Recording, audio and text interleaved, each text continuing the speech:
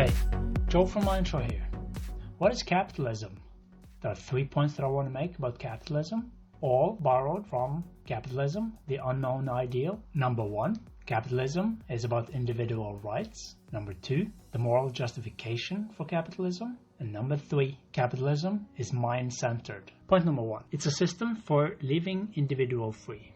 Capitalism is a social system based on the recognition of individual rights, including property rights, in which all property is privately owned. The recognition of individual rights entails the banishment of physical force from human relationships. Basically, rights can be violated only by means of force. In a capitalist society, no man or group may initiate the use of physical force against others. The only function of the government in such a society is the task of protecting man's right, i.e., the task of protecting him from physical force. The government acts as the agent of man's right of self-defense and may use force only in retaliation and only against those who initiate its use.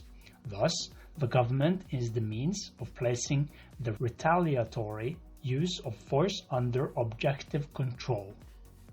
Point number 2, the moral justification for capitalism. The moral justification of capitalism does not lie in the altruist claim that it represents the best way to achieve the common good. It is true that capitalism does, if that catchphrase has any meaning, but this is merely a secondary consequence.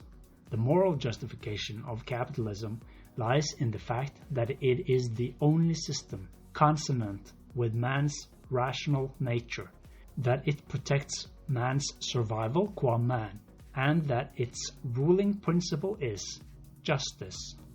Point number 3, capitalism is mind-centered. The action required to sustain human life is primarily intellectual. Everything man needs has to be discovered by his mind and produced by his effort. Production is the application of reason to the problem of survival. Since knowledge, thinking, and rational action are properties of the individual, since the choice to exercise his rational faculty or not depends on the individual, man's survival requires that those who think be left free of the interference of those who don't.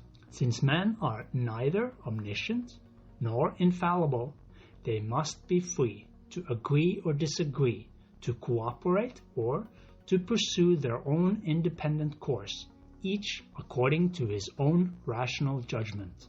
Freedom is the fundamental requirement of man's mind. So summing up, there were 3 points that I made, all from Capitalism, the Unknown Ideal. Point number 1, capitalism is a system for individual rights. Point number 2, capitalism has moral justification. And point number 3, capitalism is mind-centered. Capitalism is a system for people who want to live by reason. Mindshore will be a society of reason. Thank you for your time.